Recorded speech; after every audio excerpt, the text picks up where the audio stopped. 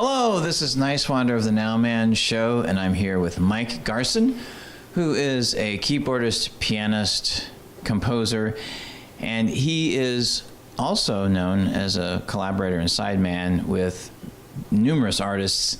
In this particular episode, we're going to focus on David Bowie. Mike Garson, welcome to the NOWMAN show. Nice to be here. When did you first meet David? I met David in 1972. I've told this story a few times where I was given a piano lesson in Brooklyn. My wife was working and the phone rings and it's David Bowie's manager, and he says, "Can you come down for an audition in Manhattan in 20 minutes at RCA Recording Studios? I have a daughter that's 1 year old swinging on a little swing right next to the piano, a piano student there who I just met, and I don't know who Bowie is, and they're asking me to do an audition." So it sounded interesting. So I left the piano student to babysit my daughter. My wife wanted to kill me, and she wasn't home. And I went, and Mick Ronson, the lead guitarist, was conducting the audition, and he put the music up of the David Bowie song called Changes, and I played, as I told many times, 7 or 8 seconds, and he stopped me and he said, "You have the gig?" I said, "I haven't even begun." He said, "I can tell, I play the piano also." So they hired me for 8 weeks, and I managed to last there to 2006, on and off. So that you went on tour then with the Spiders from Mars. The first American tour, we opened up in Cleveland. The really big album that happened was the studio album. The first one was Aladdin, Sane, right? That was the first one in 1973, and that was pure luck. I get a email every day from somewhere in the world regarding that album. So the story of Aladdin, Sane, how did that come together, that song? Well, I was in there to do an overdub, and there's a lot of this going on.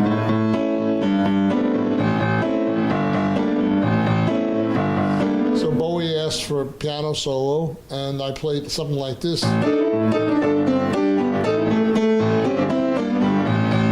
Stops me and he said, "That's typical blues, we don't want that." So he says, "Try something else," and it goes again.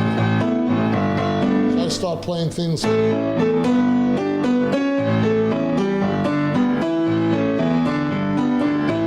So playing Latin, these kind of things. And he said, "That's interesting." But he said to me, "I heard you played on the avant-garde scene in Manhattan, in New York, in the 60s. Can you do something like that?" And my remark, of course, was, "You don't want that. That's why I'm not working Saturday night, you know." He said, "Don't worry about it. Just do it." And it was one take, and then the band's doing this.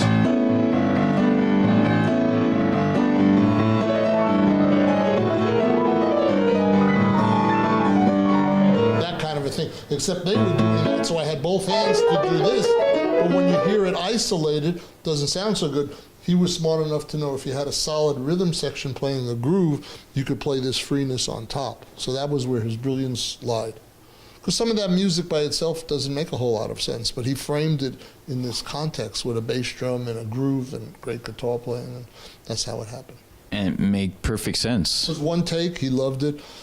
A few months later, one of the newspapers in London, I don't know if it was The Guardian or the London Times, right on the top, it was a Bowie quote, and said, "Mike Garson is the best rock pianist in the world because he doesn't play rock." Typical David Bowie. And I was off and running, you know, in Melody Maker, which is one of their papers over there, within a few weeks, like I'm third best pianist in the world, you know. Like, where did that come from? Nobody knew me a few weeks earlier. I was playing in jazz clubs with 3 people there, making $5 a night. Wow. Could you play the very beginning of Time? I've always liked that introduction you did there. That? I used a stride piano from the 30s mixed with some avant-garde elements, and I think I played this.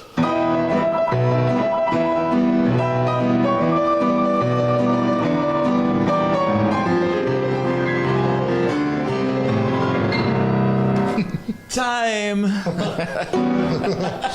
That's it. That's fantastic. So after that, Bowie did a kind of a cover tune album, right, called Pinups. Fun. It was all English songs by English composers, and there was one by Syd Barrett that was called "See Emily Play," and a wild piano solo on that I played. Now that I remember. Mm-hmm. And I really liked also the Rolling Stones "Let's Spend the Night Together" that you did there. Yeah, he asked for a crazy intro on that, and I did something like that.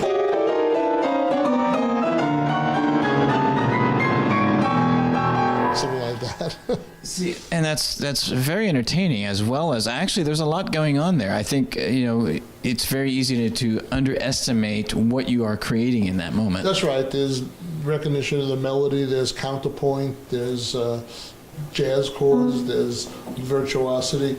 But David was very open-minded, and he was a great artist, so he heard many things, and he knew how to pull that out of me and others. He's like a great producer, which a lot of people don't realize, and that's because he states his overall vibe or vision or concept, and then he gets out of the way and lets you do your thing, because he knows he's hired you. So everyone he's hired, Carlos Alomar, Luther Vandross, Dave Sanborn, Michael Kamen, Sterling Campbell, Zach Alford, Gail Ann Dorsey, Earl Slick, Nick Ronson, everyone who's been in this band delivered something that was magical. Producer Ken Scott, Tony Visconti, Nile Rodgers on Let's Dance. These people, every one of them are brilliant, and he let them do their own thing, and he afforded me that same thing. So you continued on working on Diamond Dogs too, right? That was pretty much me and him in the studio a lot, because he played all the guitars and all that. And that was a very, very underrated album as far as I was concerned, but it was a great album. And my best playing on that, I think, is Sweet Things and The Candidate. Mm-hmm. I like that album, and I love the song 1984. I came up with this thing from one of those 60s science fiction things, like Star Trek or one of those, and then I played harpsichord on it. He was experimenting with cutting up lyrics, and this is, I think, he got something from William Burroughs, and I think it was fascinating how he was creating his lyrics using this method. So it had an avant-garde touch to it. And also at that time, there was a couple live albums too, particularly the David Live. And isn't that the tour were you on that entire tour? And he transitioned from Diamond Dogs to the Young Americans, and then it was a very expensive tour, and there was lots of stuff on stage. It was like a Broadway show, and we ran out of money, so we went from the East Coast to the West Coast doing the Diamond Dogs tour. When we got to the other side in California, we came back with the Young Americans band, very stripped down. And I had a soul band, basically. I was playing with all American musicians that were white and black, that understood their music. I was playing gospel things. I wasn't playing avant-garde stuff. On that Young Americans album, It's Gonna Be Me. That song didn't get released for 10, 15 years after the album came out. Can You Hear Me? The Young Americans. These are things that, like, he switched the whole vibe. So that was an exceptional tour. The Diamond Dogs tour was phenomenal. It's sad that it was never recorded. He since then has pretty much recorded everything we ever did. We missed that, and that was the most expensive tour. It was just a great experience. And on Young Americans, it's you really the piano in Young Americans, the title cut, really drove the whole band, yeah, right? I set that little pattern up. Something like that, and I used a bit of a Latin, we call it a montuno, and I kind of played something like that. It's not exactly what I played, but it gave the whole vibe and the impetus for the rest of the song. I'm sort of good at that as a musical director and as a band leader and as a composer and arranger, to find little hooks, and then everyone sort of finds their part from there, and it's like igniting the fire, and then everyone takes it from there.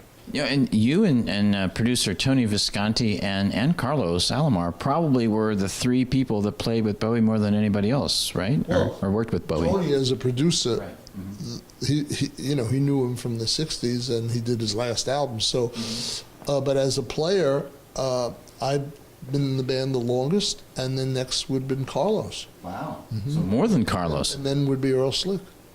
Wow, that's fantastic. It's hard to believe, but because I was only hired for 8 weeks, but I must have played 400 concerts with David live.